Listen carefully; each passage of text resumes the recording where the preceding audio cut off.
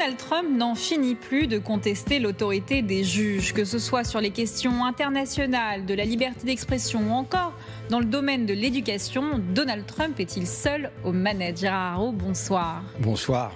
Je suis ravie de vous retrouver. Avant que nous échangions tous les deux, nous diffusons une interview exclusive à la télévision européenne ce soir. Il a été l'un des hommes les plus proches de Donald Trump, conseiller à la sécurité nationale, présent dans la salle où tout se décide.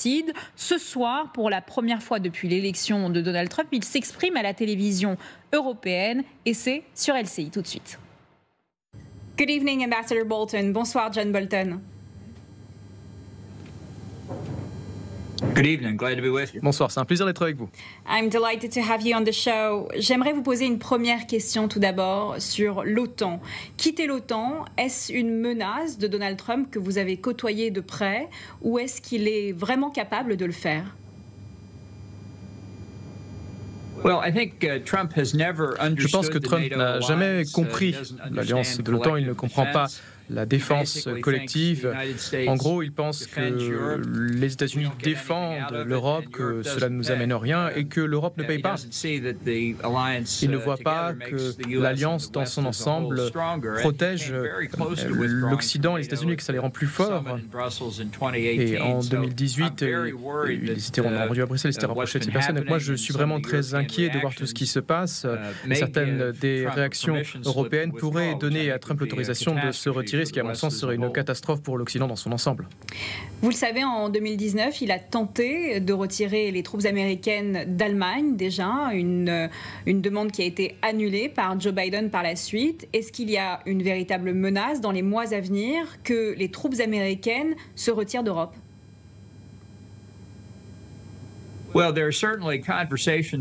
il y a clairement des débats en cours au Pentagone sur le retrait des forces ou bien sur une réaffectation à d'autres endroits, peut-être la Pologne. Il y a également une proposition visant à abandonner la position américaine traditionnelle, à savoir que le commandant suprême allié pourrait devenir européen.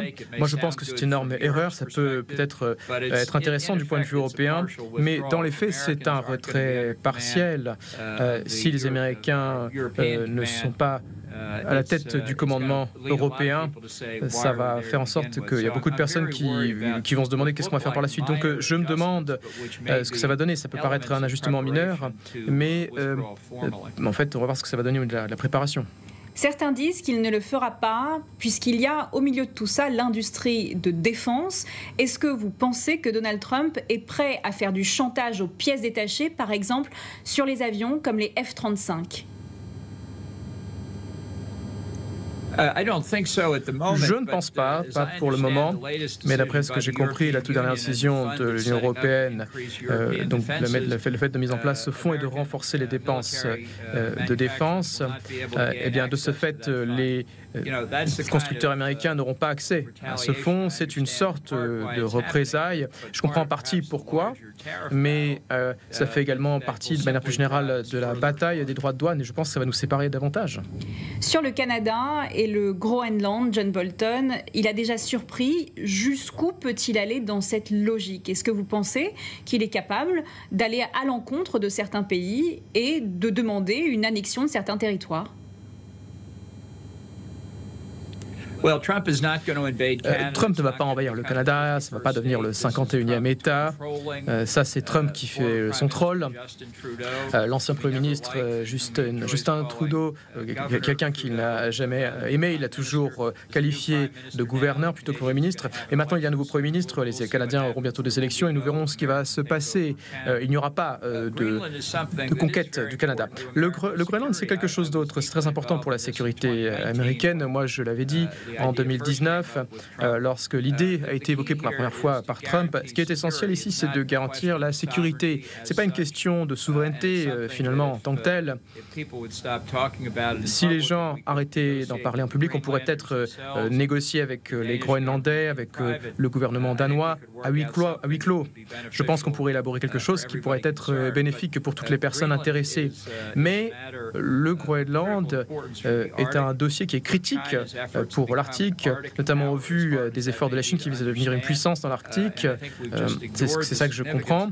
Et je pense qu'on a ignoré pendant trop longtemps l'importance du Groenland.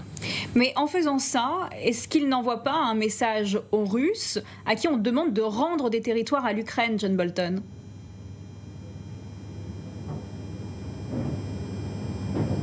Je pense que l'argument de Trump, en fait, confirme les Russes et les Chinois dans leur position par rapport à ce que Poutine dit, par exemple, par rapport à ce que dit Xi Jinping par rapport à Taïwan. Ce n'est pas ainsi qu'un président américain devrait agir. Moi, j'ai l'impression que Trump, en fait, se dit qu'il a été élu une deuxième fois, peut-être pour conquérir le Groenland ou le Canada. Sur la guerre en Ukraine, John Bolton, on a du mal à comprendre quelle est sa ligne directrice. À un moment, il se met du côté des Russes, puis il humilie dans le bureau ovale Volodymyr Zelensky. Est-ce qu'il y a une véritable colonne vertébrale sur ce conflit ? Trump n'a pas de philosophie, il n'a pas de grande stratégie pour la sécurité nationale, il n'élabore pas des politiques au sens où on l'entend. Il pense que s'il a une bonne relation personnelle avec Vladimir Poutine et que les États-Unis auront un bon rapport avec la Russie, il apprécie Poutine, il pense qu'ils sont amis. Ce n'est pas ce que pense Poutine. Poutine pense que Trump est une proie facile qui peut facilement manipuler. D'ailleurs, c'est ce qu'il a fait ces dernières semaine, il l'a manipulé. Ce que Trump veut véritablement, c'est d'obtenir le prix Nobel de la paix. Il est envieux de Barack Obama, qu'il l'avait obtenu sans vraiment qu'il ait fait grand-chose pour cela.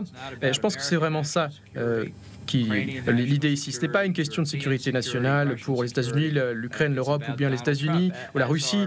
C'est simplement pour l'intérêt de Donald Trump. En tout cas, ce sont principalement les choses auxquelles il pense. Et donc, est-ce que son but, c'est de remplacer Volodymyr Zelensky à la tête de l'Ukraine ? Mais il est assez clair que c'est ce qu'il souhaiterait. Si, vous savez, à l'inverse, s'il a de mauvaises relations avec un chef d'État, eh bien, il a de mauvaises relations avec un pays. Et la relation Trump-Zelensky ne s'est jamais vraiment remise du coup de téléphone parfait de 2018 qui avait mené à la procédure de destitution de Trump. Zelensky a essayé très très dur, mais je crois que Trump ne l'aime pas. Et donc, eh bien, lors des négociations, Trump avait raison lorsqu'il disait que Zelensky n'avait pas les atouts en main, que c'était Poutine qui les avait. Avez-vous, en tant qu'acteur direct de l'administration Trump lors de son premier mandat, vu plus qu'une connivence avec la Russie?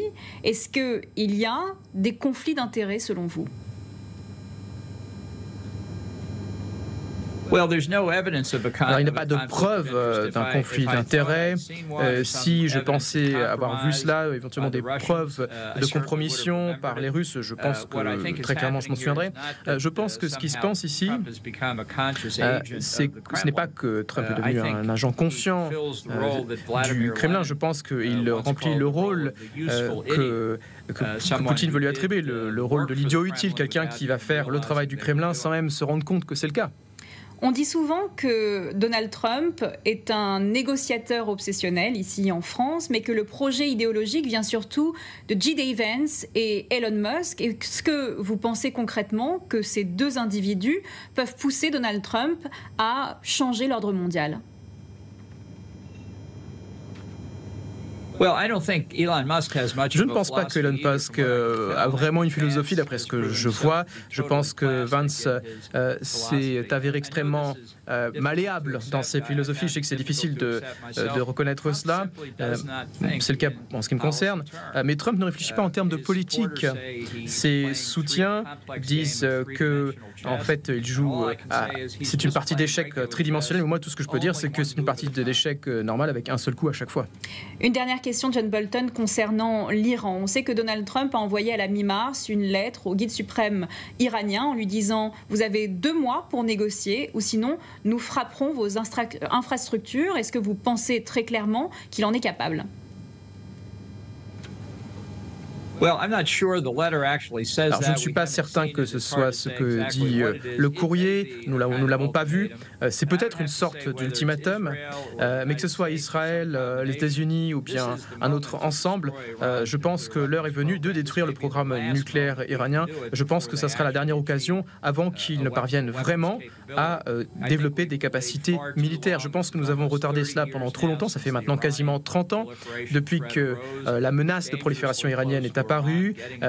On s'approche dangereusement du moment où l'Iran pourra avoir des capacités nucléaires. On aurait dû mettre un terme à ce programme il y a des années et l'heure est venue de le faire. Je pense qu'il est fort probable que Trump encouragera Israël à frapper et que les États-Unis ne participeront pas, même si à titre personnel, moi je serais disposé à faire partie de l'élimination de cette menace de prolifération nucléaire.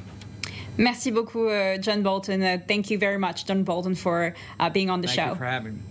Merci de m'avoir accueilli.